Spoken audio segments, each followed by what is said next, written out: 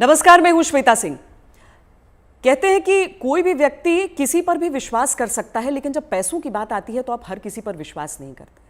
लेकिन कुछ नाम ऐसे होते हैं जो नाम आप अपने पैसों के साथ भी उन पर भरोसा करते हैं, उनकी जो सलाह है, उनका जो मशवरा है उसे लेते हैं। ये सबसे सरल और सामान्य भाषा में मैं अपने मेहमान का इंट्रोडक्शन आपको दे सकती हूँ। डॉक्टर विवेक बिंद्रा, बहुत बहुत स्वागत है आपका। और ये बहुत बड़ा कॉम्प्लीमेंट होता है क्योंकि लोग जनरली अपने पेरेंट्स की, अपने भाइयों की, अपने बहनों की, इनकी बातों पर विश्वास करते हैं। जब अपने पैसे की बात आती है बहुत सोच समझ कर सोचते हैं कि पता नहीं कुछ गलत एडवाइस न दे दे। लेकिन आपके में क्या बात ऐसी है कि ये बड़ा बिजनेस जो है उसकी तरफ जो आम इंसान है वो इतना खिंचा चला आता है? धन्यवाद, थैंक यू। आम इंसान तभी खिंचा चला आएगा जब आप एक रियल वैल्यू क्रिएट कर सकते हैं, और वो रियल वैल्यू क्रिएट करने के लिए आम इंसान की जो सबसे खास समस्या है उसको सुलझाने के लिए क्या प्रयास किया जा रहा है। तो आज जो व्यापारी वर्ग हमारे देश में, देखिए, एंटरप्रेन्योरशिप बहुत पुराना है हमारे देश में, लेकिन स्केल नया है। बिजनेस खड़ा तो लोगों ने किया है, लेकिन बिजनेस बड़ा नहीं किया है। और बिजनेस बड़ा कैसे किया जाए, उसके लिए सोलोप्रेन्योर, एंटरप्रेन्योर के लिए हमने हिंदी भाषा में एक बड़ा बिजनेस, ये प्लेटफॉर्म ऐसा बिल्ड किया है जिससे वी आर हेल्पिंग, और आज बिलियनियर प्रोफेसर्स के साथ में हम उनकी मदद कर पा रहे हैं। लगभग 10 करोड़ लोग हमारे वीडियोस हर महीने देखते हैं, विच इज 100 मिलियन का हमारा मंथली एक्टिव यूजर है, और एक फार रीचिंग इम्पैक्ट है। आज 750 डिस्ट्रिक्ट के अंदर आज हमारे ऑफिस, माइक्रो फ्रेंचाइजी उनके साथ में नीचे जाके एक आम आदमी का हैंड होल्डिंग कर रहे हैं। अपना ये एक मुद्दा है कि रिक्शा वाले को भी हम एक बड़ा एंटरप्रेन्योर टेक्नोलॉजी के साथ एनेबल, साधारण भाषा में सिखा के उसे कैसे आगे बढ़ा दें। अच्छा, सुना है कि आपको कुछ गिनीज बुक रिकॉर्ड्स में भी नाम है, कई सारे रिकॉर्ड्स हैं इनफैक्ट। धन्यवाद, थैंक यू। हाँ, ठीक बात है। हालांकि ये वर्ल्ड रिकॉर्ड बनाना हमारा गोल नहीं है, वो एक आउटकम है। गोल हमारा था कि क्या हुआ पेंडेमिक में। अब मुझे वो 2020 का वो समय याद आता है जिस समय अप्रैल का टाइम था, बहुत ज्यादा सब जगह इतना ज्यादा उस समय माहौल पैनिक का था कि लोगों को समझ नहीं आ रहा था क्या किया जाए। तब हमने पहला एक वेबिनार किया। एक वेबिनार में अमूमन 100, 200, 500, 1000 लोग आते हैं। हमारे वेबिनार में 10 लाख, 15 लाख, 20 लाख लोग आए तो गिनीज वर्ल्ड रिकॉर्ड में आ गया। तो हमने स्ट्रैटेजी का, सेल्स का, ऑपरेशंस का, रिटेल का, स्टार्टअप का, हमने हर सब्जेक्ट पे, लीडरशिप पे, इन सब पे हमने वेबिनार्स किए, मार्केटिंग पे, और हर बार जो वेबिनार था वर्ल्ड रिकॉर्ड में आता चला गया। आज लगभग Guinness book of world record हमारे 9 हैं, और golden book of world record मिला के हमारे 10 वर्ल्ड रिकॉर्ड बन चुके हैं। ये जो शो आप कर रहे हैं, जो जीता वही Sikandar, horses table, good news today पर, इस शो का कॉन्सेप्ट क्या है, क्या है इस शो में? देखिए, वैसे तो होना चाहिए जो जीता वही चंद्रगुप्त मौर्य। हाँ। क्योंकि चंद्रगुप्त जीते थे, सिकंदर नहीं जीते, पर क्योंकि ये कहावत बहुत ज्यादा मशहूर है तो ये नाम भी रखा गया और बड़ा अच्छा चला। ये on the spot funding reality show है। इसमें 8 इन्वेस्टर आते हैं, हर एक इन्वेस्टर अपने साथ 5 करोड़ रुपए रेडी रखता है। 24 स्टार्टअप सामने आते हैं। स्टार्टअप आता है, रियलिटी शो है, पैसा इन्वॉल्व है। इसमें Sunil Shetty production, India TV, अपना इंडिया टुडे ग्रुप जो है हमारा, और सारे, मेरा जो रोल है इसमें मेंटर, कोच, एडवाइजर और स्टार्टअप गुरु का है। तो हम लोग मैक्रो इंडस्ट्री का एनालिसिस भी देते हैं और साथ में माइक्रो बिजनेस का एनालिसिस देते हैं। स्टार्टअप आता है, इधर सबके सब इन्वेस्टर बैठे रहते हैं, आमने सामने चर्चा होती है, वहीं सब ओके हो जाता है, वहीं पैसा और उनके बदले में उनकी इक्विटी ली जाती है। तो बड़ा अच्छा शो है।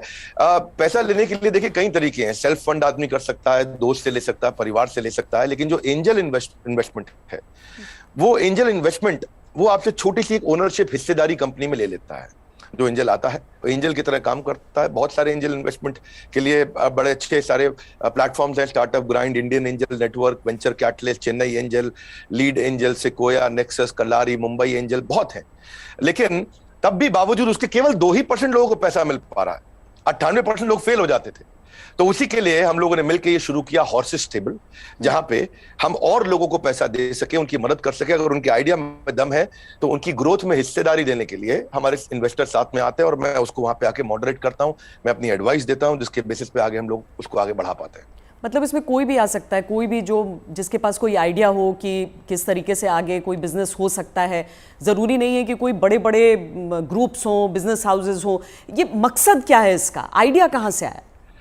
श्वेता जी, यही तो मेन मुद्दा है कि अगर आज मैं गुवाहाटी के आगे वहां से 200 किलोमीटर दूर जाके, जहां असली भारत बसता है, जो केवल दिल्ली मुंबई में नहीं है, उन लोगों को हम ला सके, उनको बढ़ा सके।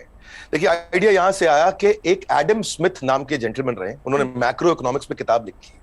200 साल पुरानी किताब है, उसको पढ़ने के बाद कुछ नहीं चाहिए। वो कहते 4 चीजें होनी चाहिए एक जिस देश की पॉपुलेशन बढ़ रही है वहां बिजनेस अच्छा होगा, जहां टेंडेंसी टू कंज्यूम है, हमारे देश में स्वतंत्रता बहुत है, कुछ भी कंज्यूम कर सकते हैं, हमारा देश चाइना की तरह नहीं है। तीसरा, जहां एंटरप्रेन्योर बहुत है, और चौथा जहां इनोवेशन है। चारों लिहाज से 4 में से 3.5 नंबर इंडिया को दिए जाते हैं। इंडिया में एंटरप्रेन्योरशिप बहुत तेजी से बढ़ रहा है। तो हमारे को, आपने पूछा आइडिया कहां से आया, आइडिया यहां से आया कि गड्ढा ढूंढने का एक ट्रेनिंग दिया जा रहा है, इसके द्वारा लोगों को इंस्पायर किया जा रहा है कि कैसे एक स्टार्टअप आए, क्या वो कस्टमर का टाइम बचा रहा है तो उसको पैसा मिल सकता है, हाँ भाई बड़ा अच्छा कर रहे हो आप, क्या वो कस्टमर का एफर्ट बचा रहा है, क्या वो कस्टमर का कोई कंफ्यूजन घटा रहा है, क्या वो कस्टमर के लिए सामान सस्ता लेके आ रहा है, क्या वो कस्टमर की प्रायोरिटी पे उसको फोकस करा रहा है, क्या वो कस्टमर को बढ़िया स्किल सर्विस, क्या वो कस्टमर को कोई वेंडर आइडेंटिफाई करके दे रहा है, क्या कस्टमर के लिए कोई कन्वीनियंस क्रिएट कर रहा है। तो basically Urban Company, OYO, Swiggy, Ola, Zomato, Flipkart, Just Dial, Zoom, ये सब इंडियन स्टार्टअप्स हैं जो कस्टमर की कोई ना कोई समस्या को सुलझा रहे हैं, और जैसे वो समस्या सुलझाते हैं, और इसी के लिए हम इंस्पायर करना चाहते हैं कि स्टार्टअप ऐसा ही है जो कस्टमर की बर्निंग प्रॉब्लम को, ज्वलंत समस्या को सुलझा सके। पर इसके आगे क्या होगा? मतलब अगर कोई इंसान है, जैसे मान लीजिए मेरे पास ही कोई आइडिया है, तो मुझे तो बिजनेस चलाने के बारे में मालूम नहीं है, फंडिंग अगर मान लीजिए मुझे मिल भी जाती है यहाँ पर, तो आगे क्या बिजनेस चलाने में मदद भी मिलेगी? बहुत अच्छा प्रश्न है आपका। देखो, जब इन्वेस्टर आता है ना, तो वो स्मार्ट कैपिटल लेके आता है, केवल पैसा नहीं लाता है, वो एक हैंड होल्डिंग सपोर्ट लेके आता है। बड़ा बिजनेस साथ में हमारी कंपनी भी आ रही है, तो हम उनको लाइफ टाइम मेंबरशिप देते हैं, ट्रेनिंग देते हैं। देखिए, जब इन्वेस्टर आता है तो वो स्टार्टअप को मेंटरशिप देता है, एडवाइस देता है, रिसोर्सेज देता है। तो इसीलिए ये जो हॉर्सेस टेबल है, जो हमारे आज यूट्यूब चैनल पे आ रहा है, जीएनटी पे आ रहा है, गुड न्यूज टुडे, बहुत अच्छा नेटवर्क आपने चालू किया है, तो ये हम यहाँ पे इन्वेस्टर एक स्टार्टअप को आगे जाके और फंड रेज करने में मदद करता है कि सीरीज ऑफ इन्वेस्टमेंट पिचेस डाल सके। हर स्टेज पे उसके साथ इन्वॉल्व होता है। एक आइडिया स्टेज से रेवेन्यू जनरेटिंग स्टेज तक इन्वेस्टर साथ में जुड़ता है। कई बार तो इन्वेस्टर अपना फ्री ऑफिस स्पेस भी देता है। अगर आपकी कंपनी छोटी है, आप हमारे ऑफिस जाकर शुरू कर सकते हो। उनको डिजिटल मार्केटिंग सपोर्ट देता है, टेक्नोलॉजी बनाने में, मैन पावर लाने में। तो ऐसा नहीं, इतना ही नहीं है, बल्कि मैं आपसे ये भी बताऊंगा कि फंड का इस्तेमाल कैसे हो रहा है, इस पर भी स्टार्टअप आकर के स्टार्टअप के ऊपर इन्वेस्टर नजर रखता है। इन्वेस्टर देखता है कि ड्यू डिलिजेंस करता है, उनको स्मार्ट कैपिटल देता है, उनके नेटवर्क को बढ़ाता है, उनको फ्यूचर इन्वेस्टर अट्रैक्ट करने में पूरी मदद करता है, उसको ब्रांड बिल्डिंग करता है, उसका माउथ पीस बन जाता है। वो केवल पैसा नहीं इन्वेस्ट करता है, वो उसको पूरी गाइडेंस देता है आगे, उसको बिल्कुल हॉक आई के साथ में जुड़ा रहता है, उनकी रिपोर्ट्स लेता है हर हफ्ते, हर महीने।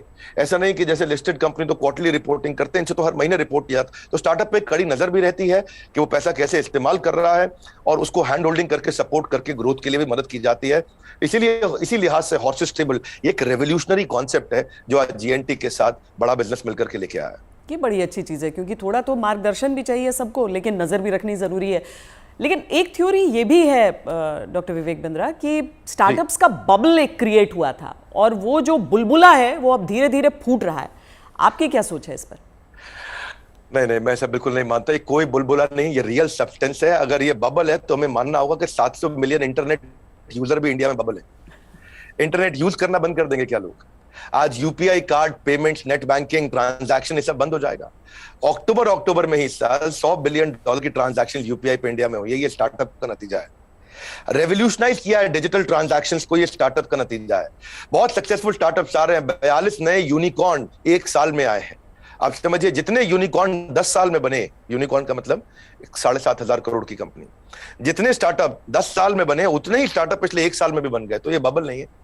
इंडिया इस समय टॉप 3 यूनिकॉर्न प्रोड्यूसर में जो स्टार्टअप के है उसका नाम आ चुका है। यानी कि हर 9 दिन के अंदर हमारे देश में एक नया $1 बिलियन स्टार्टअप पैदा हो रहा है।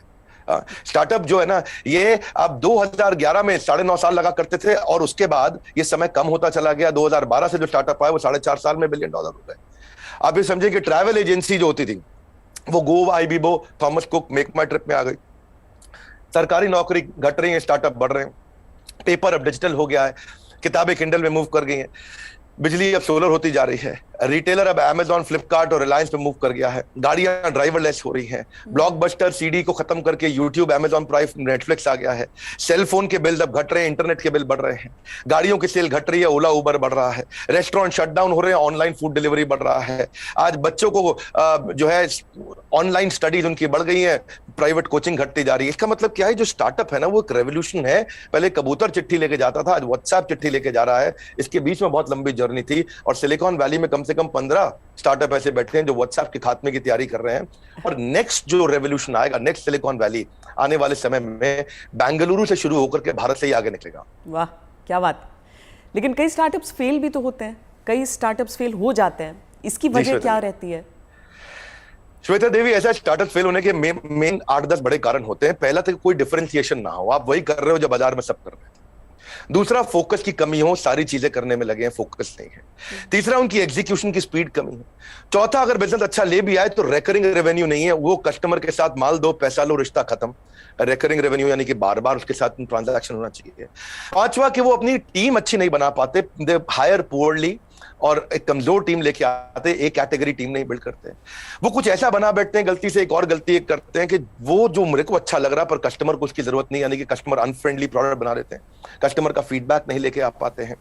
पैशन नहीं होता है, प्रॉफिट के चक्कर में चले गए लेकिन पैशन नहीं है, ये बड़ा जरूरी है। आंसर बड़ा महत्वपूर्ण है। जो आज व्यूअर देख रहे हैं उनको ये समझना चाहिए कि अगर बिजनेस मॉडल और रेवेन्यू मॉडल कमजोर है, प्री मैच्योर स्केल किया, बिजनेस खड़ा हुआ नहीं, बड़ा करने पहले निकल गए, बिना टेक्नोलॉजी के स्केल किया और उसके चक्कर में फिर आपने कर्जा भी ले लिया, तो फिर जो है वो एग्जीक्यूशन और स्लो होगा, प्रॉफिट और कैश फ्लो खत्म होगा, और फिर कैश बर्नआउट के बाद आप फंड भी रेज नहीं करेंगे। यही मुख्य कारण होते हैं कि स्टार्टअप फेल होते हैं। तो पहले बिजनेस को खड़ा करना है, बाद में बिजनेस को बड़ा करना है। क्या हम समझे कि एक स्टार्टअप कल्चर है अब, और ये डेवलप हो रहा है, और ऐसे में भविष्य से आपकी क्या उम्मीदें हो जाती हैं?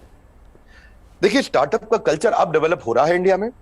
पिछले काफी समय से हम ऑब्जर्व कर रहे थे, नंबर 1 पे सिलिकॉन वैली, न्यूयॉर्क सिटी, उसके बाद London, Chicago, Los Angeles, Seattle, Boston, Berlin, Tel Aviv Israel में जो है, और सिंगापुर। यही केवल 10 शहर थे दुनिया के अंदर जहां स्टार्टअप्स बिल्ड हुआ करते थे। अब अचानक बेंगलुरु बहुत तेज आगे आया। हम जो पीछे थे अब हम आगे बढ़ रहे हैं। परंतु क्यों हम पीछे रह गए थे और भविष्य में कैसे आगे बढ़ेंगे उसको समझते हैं।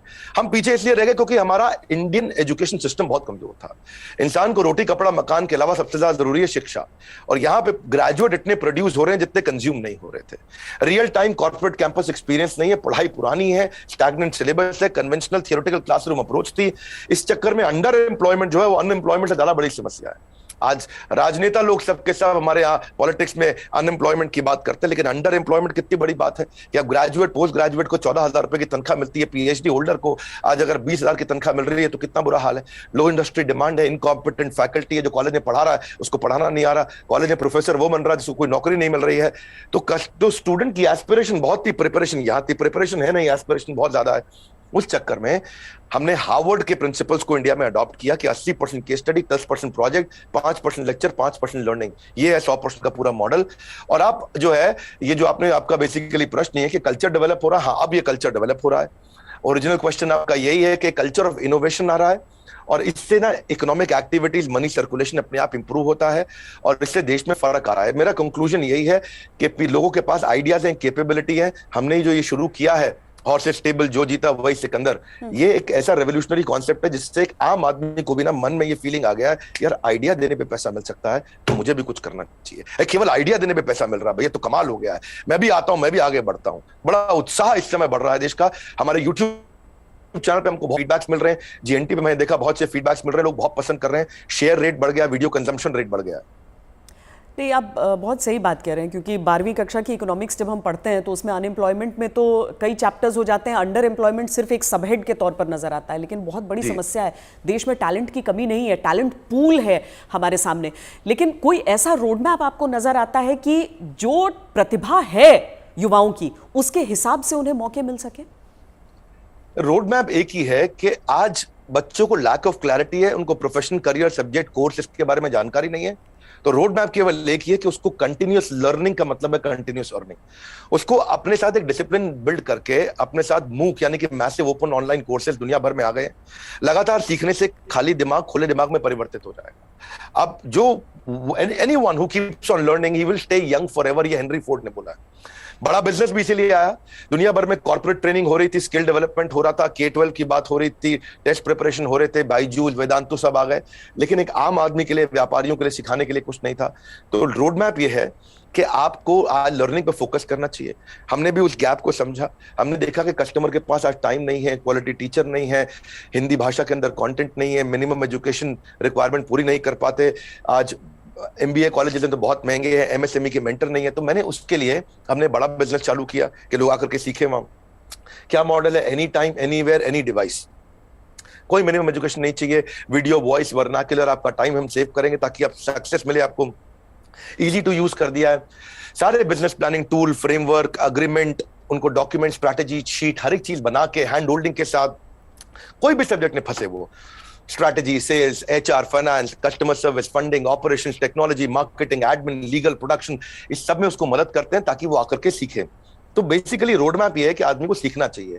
हमने ऐसा किया है कि हमने 750 रुपए महीने पे एक एग्जीक्यूटिव एमबीए उसको कराना शुरू कर दिया है।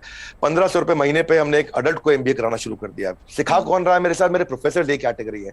Kent RO, Patanjali, Amul, Morgan Stanley, Somany, Apollo, Ford Motors, इन सबके चेयरमैन हमारे साथ जुड़े हुए सिखा रहे हैं। Dainik Bhaskar, Lal Path lab, Xiaomi, HDFC limited, जब इनके चेयरमैन एक अच्छा बिलियनियर प्रोफेसर आके सिखाता है और वो लर्निंग देता है और इतनी अफोर्डेबल प्राइस पे देता है, तो उससे रेवोल्यूशन आ रहा है। यही कारण है कि आज देश में बहुत सारे लोग हमारे साथ जुड़े हैं, जिसके कारण हम वो सीख पा रहे हैं, आगे बढ़ रहे हैं। तो रोड मैप सब लोग को मेरा एक ही मैसेज है कि अगर आपको अर्निंग बढ़ानी है तो पहले लर्निंग बढ़ानी होगी।